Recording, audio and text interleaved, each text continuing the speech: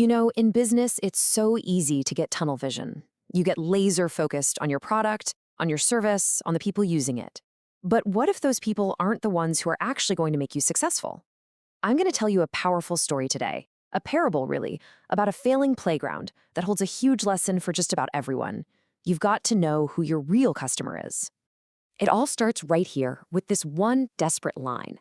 This isn't just some abstract business problem for the owner of this playground. Nope, this is a crisis. You can just feel the weight of that $1,000 a day rent literally pulling him under. The stakes are incredibly high right from the get-go. So let's paint the picture. It's a rainy Tuesday. Inside this huge, colorful playground, you've got about 50 kids having the absolute time of their lives. But when you look over at their parents, they're completely miserable, just slumped over on these hard, cold metal benches, endlessly scrolling on their phones. And the owner? He's just watching the whole scene, totally defeated. And here's where the problem becomes just painfully clear. Look at the numbers. The rent is $1,000 every single day. He's charging $15 a kid, but on a slow weekday like this, only about 50 kids are showing up. That's only $750 in revenue. The math is just brutal. He is losing $250 every single day just by keeping the lights on. And then, just when things look hopeless, everything changes. A billionaire who's been quietly watching all this unfold walks up to the owner. He offers some advice, but it is not at all what you'd expect. In fact, it sounds completely insane. The billionaire's plan is it's totally backwards. First, instead of raising prices, he says to slash them. Take that $15 ticket and drop it to just $5. Then, he says to get rid of those awful benches and build a really nice, comfortable lounge for the parents. And then comes the craziest part. He tells the owner to stop trying to make money from the children at all. Can you imagine hearing that when you're already going broke? And you can just feel the owner's panic, right? This advice goes against every single business instinct he has. He's already in the red at $15 a head. How in the world could he possibly survive at $5? To him, this doesn't sound like a business plan. It sounds like a suicide mission. But this is where the big aha moment happens. The billionaire doesn't argue. He just grabs a paper napkin, pulls out a pen, and starts to sketch out a completely different way of looking at this business. And that little napkin, well, that napkin changes everything. And here it is, the billionaire's critical insight. The owner was totally focused on his users, the kids playing on the slides. But here's the problem. The users don't have any money. The new system flips this on its head. The focus shifts entirely to the customer, the parent sitting on the bench. Why? Because the customer is the one with the wallet. So let's look at the new math, because this is where it gets good. At a super low price of $5, the playground becomes an absolutely irresistible deal. So instead of 50 kids, you're now getting 200 kids a day. Well, 200 kids at $5 each, that's $1,000.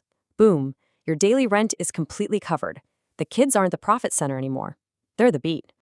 And this is where the real money is made. Those 200 kids bring in 200 grateful parents who now have this amazing, comfortable place to work or just relax for a few hours. And you know what?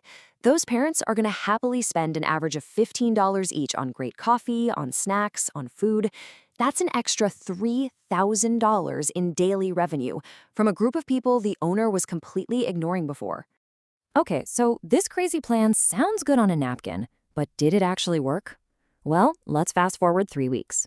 The billionaire drives past the playground again, and what he sees is it's absolutely stunning. This quote from the billionaire just reframes the entire business perfectly. It stopped being a failing playground desperately trying to sell tickets.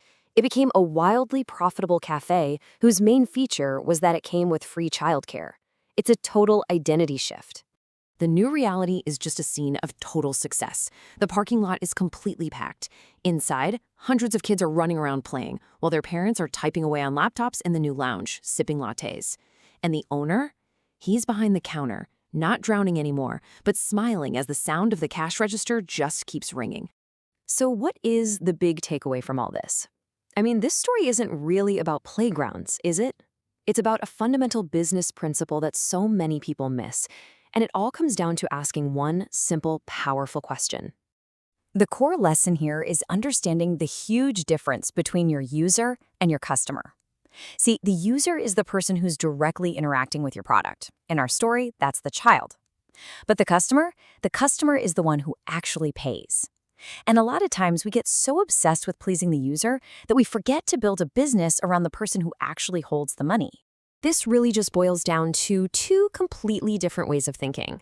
A poor business mindset, well, it tries to squeeze money from the most obvious source. In this case, the kids who want to play. But a rich mindset thinks differently. It builds a whole system to serve a hidden customer, the parent who needs a break. And it captures all the value that everyone else just overlooks. And so this whole parable leaves us with one really crucial question to ask ourselves. In whatever it is you're building, a company, a project, even just an idea, take a hard look. Who is the user and who is the real customer that you've been ignoring? Because finding that answer, that could change everything for you.